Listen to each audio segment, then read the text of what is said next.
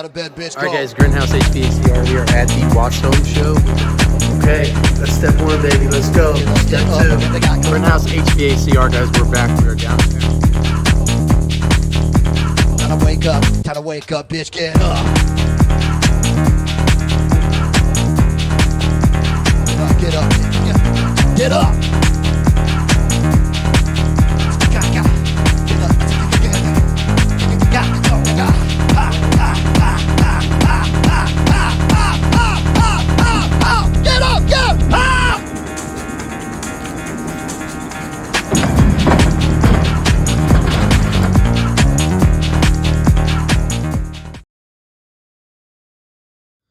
Greenhouse HVACR, guys.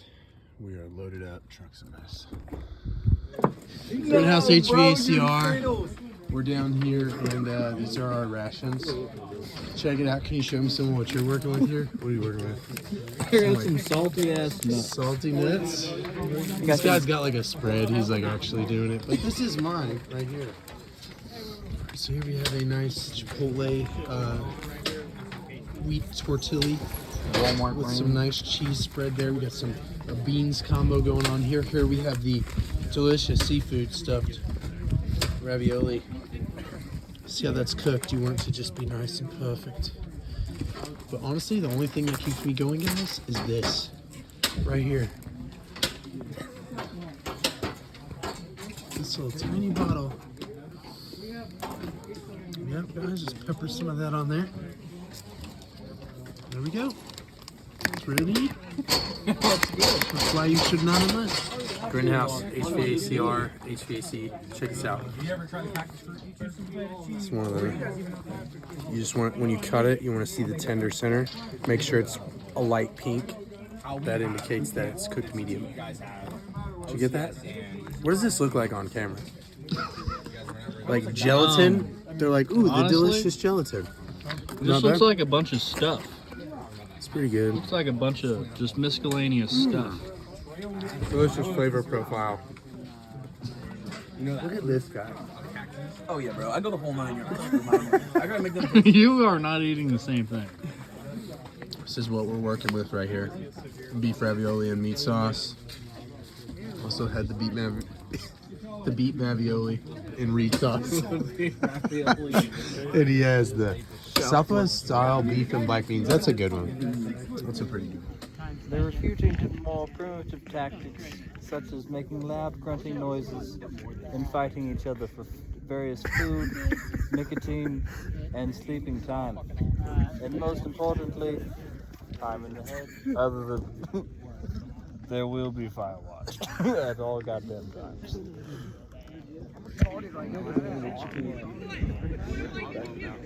Legend hasn't. Very few Marines have actually seen a fire while standing fire watch.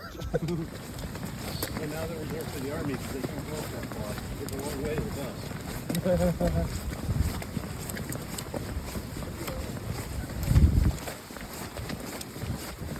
HVAC day 2 in the pits with the boys. Target.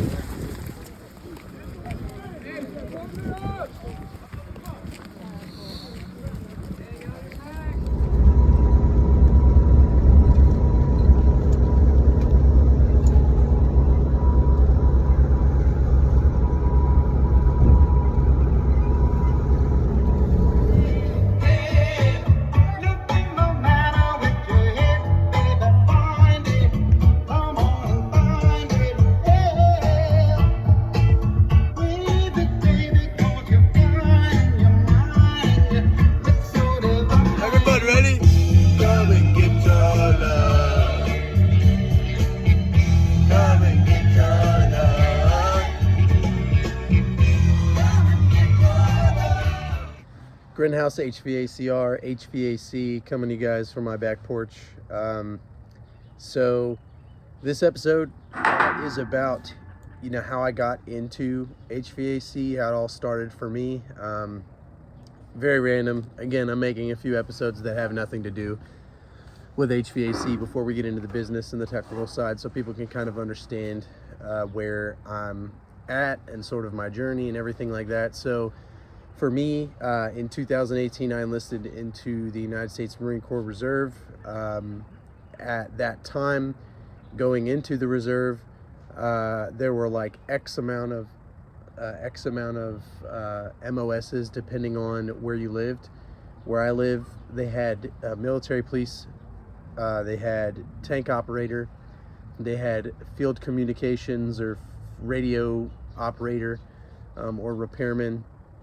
And at that time, I talked to the recruiter, and I didn't want to be a military police officer. I didn't want to arrest people in the military. I didn't want to be a police officer after I got out. Tank operator sounded cool, but I didn't know what I would do as far as like on the civilian side once I got out. And then I had buddies who had served in the infantry that I knew from high school that I rode the bus with, that told me don't do the comm route because the gear that you work on is like, you're not going to have like applicable skills, at least with that particular type of gear on the civilian side. So called the recruiter, said I'm probably not going to enlist.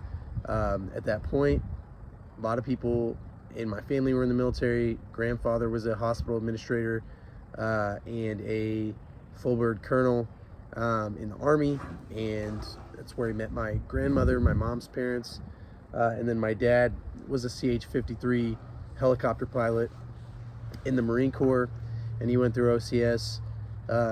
So I called a recruiter. I said, hey, I don't think I'm going to enlist. He said, well, there's one more thing. There's one more job that we have open. It's a refrigeration and air conditioning mechanic. And so I said, okay, let me talk to my people or whatever. I talked to my dad. I called my dad, and I said, Dad, all they have is refrigeration, air conditioning mechanic, really, that I'd be interested in. And he was like, do that. He's like, if you do that, you'll always have a job.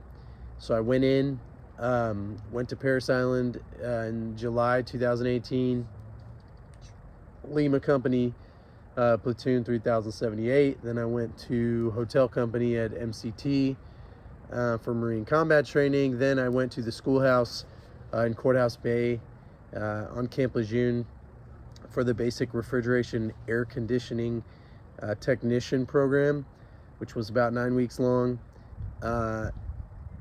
And at that point, I completed there. That was attached to the utilities company out there, Utilities Training Command, the attachment of basically Marine Corps Engineering School. So I went through that program.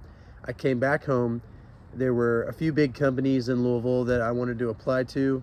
My brother-in-law was working at Ferguson, and he was going to set me up with an interview with a company, I guess, that had a long-standing relationship with them. And what ended up happening was I just Googled Louisville HVAC, and I found one of the big companies that first popped up. I applied to them, and I ended up going that route because it was something that I got for myself, and I didn't really want to be referred to the job after starting in it. So eventually, my brother-in-law actually left Ferguson, came over and worked at this company, but I went in as a maintenance technician. I was making $14 an hour plus commission, and just learned how to maintenance equipment. We were Mana dealers, so we installed a Mana in Goodman. So I learned a little bit about the warranty process and everything like that through working on systems we had installed. And then as time went on, I was working towards my journeyman, started training guys on the maintenance side, and every month doing 2-day or 4-day drills, 2 weeks in the summer. Pretty much for the first like 3 years, it was, I'd have like a 19-day work week. My wife doesn't work, but I'd have like a 19-day work week each month, like depending on how drill fell. So did that, just worked a lot, soaked up a lot of knowledge, trained a lot of guys. And then when I was getting closer to my journeyman, dispatch would mislabel calls, and they would be like actually demand calls. Like we would utilize Service Titan, and they would have the phone call attached to Service Titan. And so I would, hear the call and hear the person say it wasn't working, but it was labeled as a tune-up. And a lot of times I would just run it. By the time you call management, if it's the middle of the summer, you may not get a hold of anyone. It's a good opportunity to learn. I would run it, and even if I couldn't figure it out, I'd get a demand tech out there at that time, and then ultimately like follow up with them to figure out what it was. There were a bunch of instances when I was able to figure it out. It was a capacitor and the condenser needed to be cleaned, or something easy, and I just kind of learned from there. And then got my journeyman, started working on the demand side.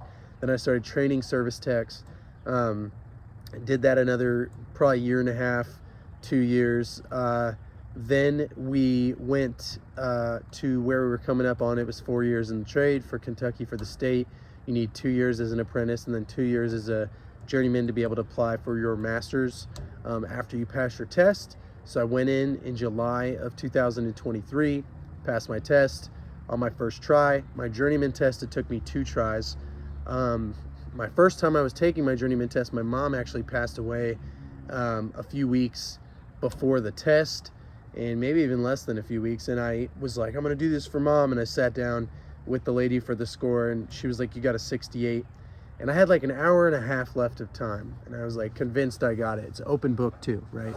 And so, yeah, I was pretty salty after that.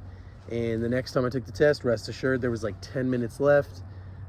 Probably do a different thing on testing, but passed my journeyman, got that, passed my master's my first time, got that, and then ultimately left the company that I was with, that I got hired into right out of the schoolhouse at right about 4.5 years, roughly, like 4 years, 4 months, and then started Greenhouse HVACR. So we've been in business this is our 8th month, and I just work by myself.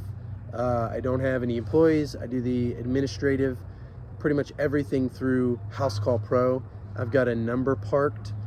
So basically you call, 502-667-GRIN, and you can call our office phone, which is linked to me.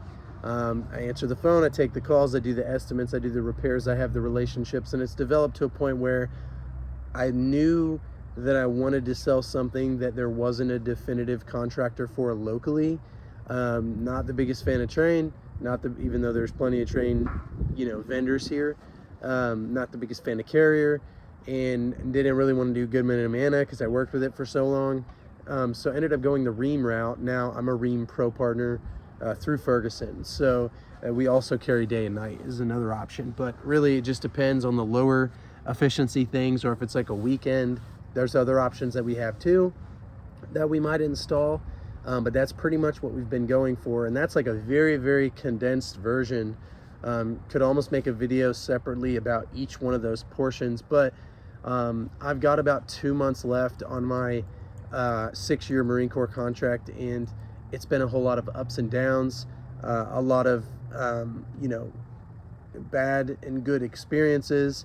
But it taught me a lot just about the refrigeration cycle. It helped me get my foot in the door at the first company that I worked for. And I try to adopt a lot of those principles as far as like my demeanor when I'm talking to homeowners and stuff. And I think it resonates well with them. So yeah, this episode is really just to say, as my Marine Corps time dwindles down, I wish I had more stories as far as things that happened pertaining to refrigeration or air conditioning while I've been in. But the Marine Corps, if you don't know, is a branch where everyone is, how do I say this, trained to be an infantryman. Really everyone's trained to support an infantryman. So we're attached to an artillery unit, and we provide communication. So I keep like the tents cool that have comm gear, so that we can make sure we make the proper movements, medical supplies, dead bodies, food, things like that. We keep everything cool, and service that type of equipment. A lot of, inventory, a lot of preventative maintenance, and, just a lot of the basic things that all Marines need to have is more so the focus of what we do as far as refrigeration and air conditioning techs at my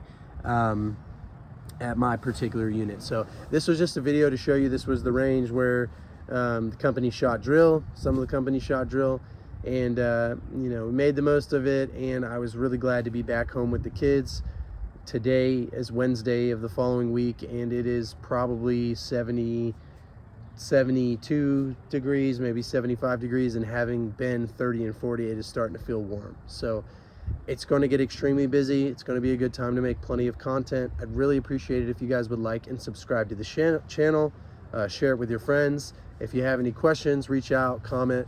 If you have any questions about doing this type of a thing in the military. And yeah, that's it. HVAC, Greenhouse HVACR. Thank you guys, and Semper Fi.